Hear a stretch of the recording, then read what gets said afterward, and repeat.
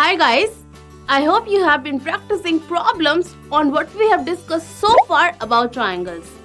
In today's video, we are going to discuss some more ways by which we can prove two triangles congruent. Till now in this chapter, we have discussed the side angle side as well as the angle side angle congruence criteria. We also saw that angle angle side can also be used as a rule for congruency. Now, what would happen if all the angles of two triangles are equal? The angle angle angle criterion, they will be congruent, right? Like in these two triangles ABC and XYZ, angle A is equal to angle X, angle B is equal to angle Y, and angle C is equal to angle Z. See, they coincide perfectly. So, angle angle angle should be another rule of congruency. But wait, what would happen if XYZ has same angles but longer sides? See, suddenly the two triangles are incongruent even though they have the same angles. The same would happen if any of the triangles were smaller. This is why there is no such rule as angle angle angle criterion. This gives us a perspective that sides are important while proving two triangles congruent, be it using side angle side angle or angle angle side. But what if all the sides of two triangles are equal? Will they always coincide if aligned properly? What do you think? In a bit of a doubt? Let's try with an example. I would like you to also participate. So, pause the video here and get yourself ready with a pencil, a compass, a ruler, a notebook and a scissor. Now, using a ruler, draw a line segment BC of any length, say 10 centimeters, to be used as the base of a triangle. Now, draw AB and AC of any length. Let's say AB is 5 centimeters and AC is 7.5 centimeters. So, take the compass and spread so as to make the radius equal to 7.5 centimeters. With this radius, from point C, draw an arc above the base like this. Now, change the radius of the compass to 5 centimeters. And then, from point B, draw another arc such that it meets the previous arc. Name this point of intersection as A. Join A, B and C to get triangle ABC, where AB is 5 centimeters, BC is 10 centimeters and AC is 7.5 centimeters. With the same measurements and following the same steps, draw another triangle XYZ where XY is 5 centimeters, YZ is 10 centimeters and XZ is 7.5 centimeters. Now comes the point of revelation. Cut the two triangles along their sides and superimpose them such that A meets X, B meets Y and C meets Z. See, they match perfectly. This means both the triangles are congruent. But with which rule?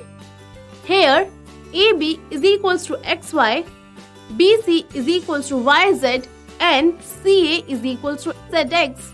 All the three sides of one triangle are equal to the corresponding sides of the other triangle. This is the side or the SSS rule of congruence.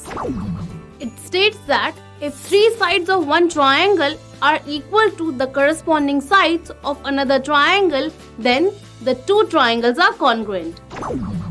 Now, since we proved that triangle ABC is congruent to triangle XYZ, then angle A must be equal to angle X by CPCT rule, right?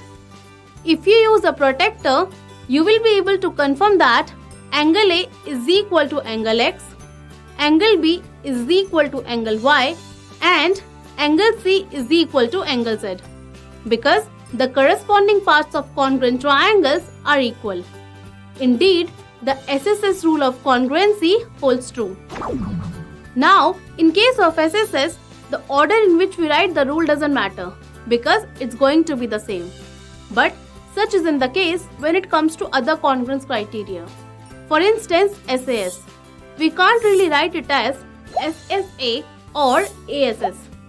We have already learned that in SAS, the pair of equal angles has to be the included angle between the corresponding pairs of equal sides. And if this is not so, the two triangles may not be congruent. However, there is a special case when the angles aren't included between the corresponding sides. Yet, the triangles are always congruent. It is called the RHS congruence criterion. Rings a bell? Yes, you have studied it before. It is used to prove the congruency of right triangles. Hence the name right angle hypotenuse side. So, if we take two right triangles such that their hypotenuses are equal and one of their sides are also equal, they both will coincide if aligned correctly. That is to say, the two triangles will always be congruent.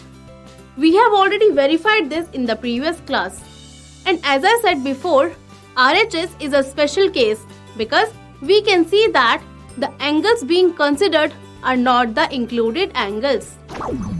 Thus, we can say that if in two right triangles, hypotenuse and one side of one triangle are equal to the hypotenuse and one side of other triangle, then the two triangles are congruent. So now that we have a good understanding of this, let's look at an example where RHS is applied.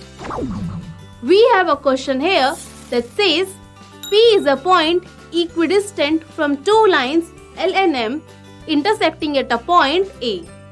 Show that AP bisects the angle between them. So, in order to solve this, we need to do a small construction here. It is clear that the lines L and M intersect at a point A, and the point P is at equal distance from both the lines. So, if we draw a perpendicular from P on AB and a perpendicular from P on AC, we can easily say that PB is equal to PC. Now, the angle between the lines L and M is the angle CAB. So, to prove that this line AP bisects the angle CAB, we need to prove that angle PAB is equal to angle PAC. Makes sense, right? Great. So for that, let's consider triangle PAB and triangle PAC. Here we can see that angle PBA and angle PCA are both right angles. So they both are equal. PA is equal to PA because it's the common side, and PB is equal to PC.